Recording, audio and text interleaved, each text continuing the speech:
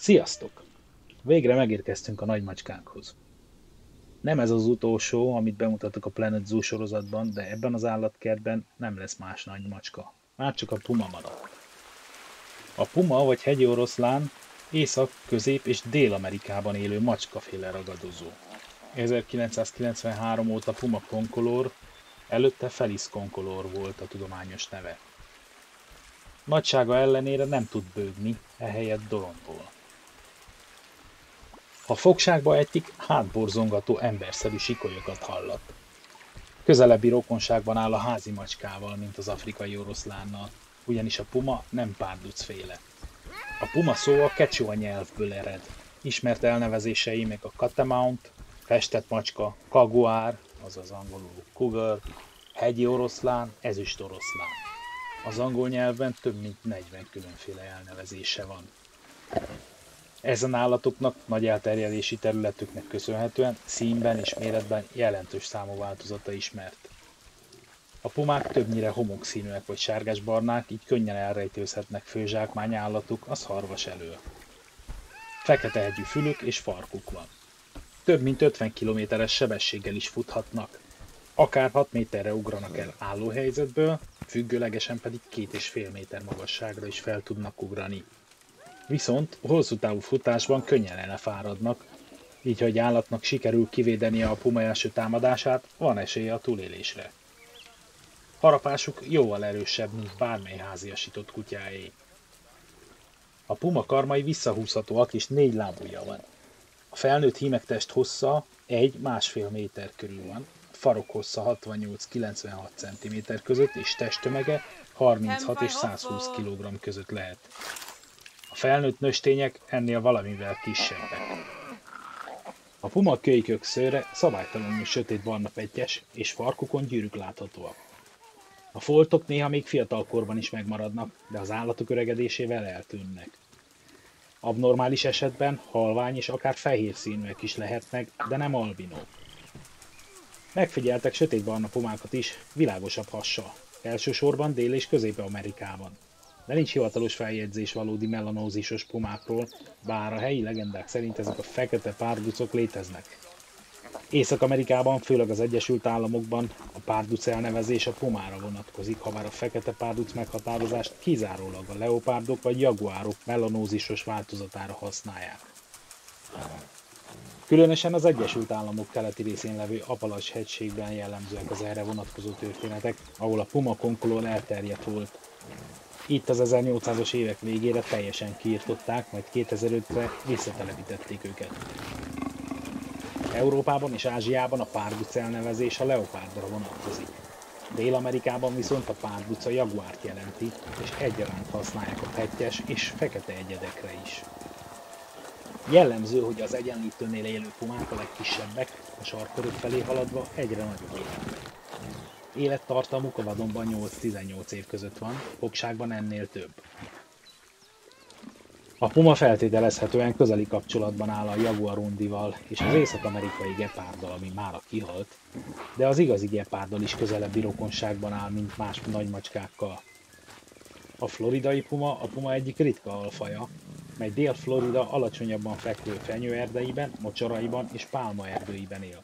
Sajnos mára már elég kis számban. Emiatt széleskörű kísérleteket tesznek Floridában a még meglévő populáció megmentésére.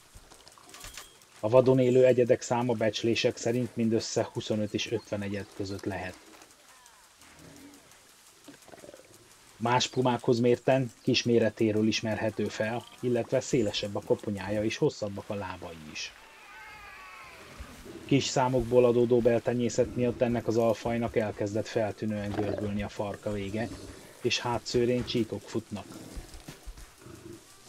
A Wisconsin államban honos alfajt, a wisconsini pumát 1925-re teljesen kiírtották. Létrejöhetnek hibridek a pumák és leopárdok között, ezeket pumapárdnak hívják.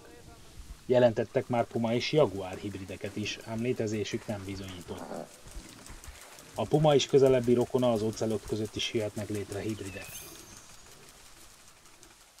A puma alfajok keveredésének hibridjei leginkább ott fordulnak elő, ahol a floridai puma vérvonalát akarták frissíteni. A hibridek sokkal életerősebbek, mint a tisztavérű floridai pumák, és nem alakulhat ki közöttük beltenyészet. A puma egyik a legnagyobb számban előforduló vadon élő macskafélének. Mielőtt a modern ember elkezdett terjeszkedni az amerikai kontinensen, a puma az egész földrészen megtalálható volt. Még ma is ez az amerikai kontinens legnagyobb számban élő ragadozója, az észak-yukoni területektől az Andok déli részéig terjedő területen.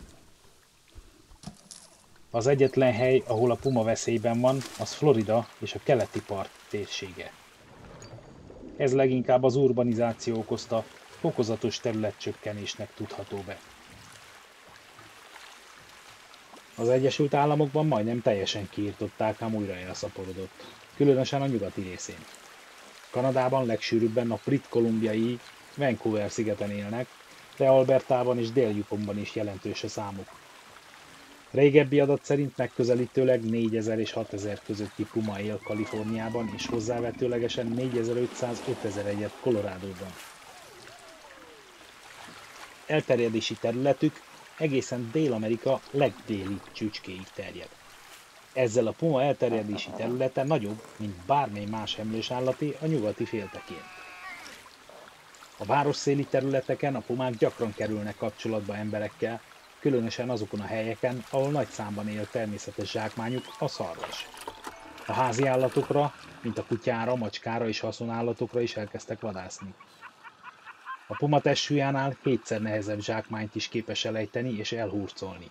Főleg hajnalban vagy szürkületkor vadászik, áldozatát becserkészi, szükség esetén követi. Általában nagy emlősökre vadászik, főleg szarvasra, antilopra, őzre, de ha a szükség arra kényszeríti, kisebb állatokat is megeszik, mint például a talajos sül, hód vagy akár az egér. Jellemzően egyedül vadászik, főleg lesből, hátulról támad. Sokszor egyetlen harapással öl, mely a koponya hátsó részére irányul, és eltöri a zsákmány nyakát. A zsákmányát legtöbbször elássa vagy lefedi, ami így több napig is élelemként szolgálhat. A pumák nem dögevők, így általában csak a saját maguk által levadászott állat húsával esznek. Mivel nagyon eredményes vadászok, ezért megengedhetik maguknak, hogy válogatósak legyenek. A felnőtt hímek vadászterülete 250 négyzetkilométeres is lehet, míg a felnőtt nőstények területe átlagosan 50 és 150 négyzetkilométer között van. A hím és nőstény területe időnként átfedést mutathat. Szerencsére emberre ritkán tekintenek élelemforrásként, bár ismertek ember elleni pumatámadások.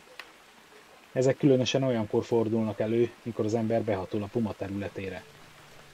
Megközelítőleg 100 pumatámadás történt az USA-ban és Kanadában 1890 és 2004 között.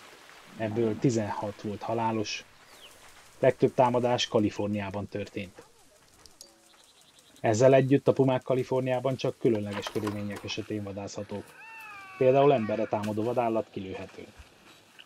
Mivel Kaliforniában a farkas és a barna medve már kipusztult, a pumák száma jelentősen megnőtt, mivel nem maradt ragadozó vetélytársa. Ha valahol mégis farkassal találkozik, felmászik előle a fára. A hímek számos nőstényt megtermékenyíthetnek. A nősténypumák általában 3-6 kölyköt hoznak világra, tél végén vagy tavasz elején. Védettebb sziklás területen vagy egy barlangban vakon születnek meg a kölykök. Anyjuk 3 hónapig szoptatja őket, de már 6 hetes korukban megpróbálkoznak a húsevéssel. Jól lehet, 9 hónapos korukban már képesek az önálló vadászatra, általában 2 évig anyjuk mellett maradnak. Az egyalomhoz tartozó kölykök ezt követően is néhány hónapig együtt maradnak még. Ha egy hím betör egy másik hím területére, megöli az ott lévő kölyköket, így a nőstények újra párosodásra készé válnak. A puma az egyetlen állatfaj, ami Kaliforniát kivéve egész Amerikában vadászható még akkor is, ha a kölykeit szoptatja. A puma kedvelt állatkerti állat, de néha magánszemélyek is tartják. Magyarországon Nyíregyházán, Szegeden és Pécsett látható puma. Köszönöm, hogy megnézted. Ha tetszett, nyomj egy lájkot, és iratkozz fel a csatornára. Legyen szép napod!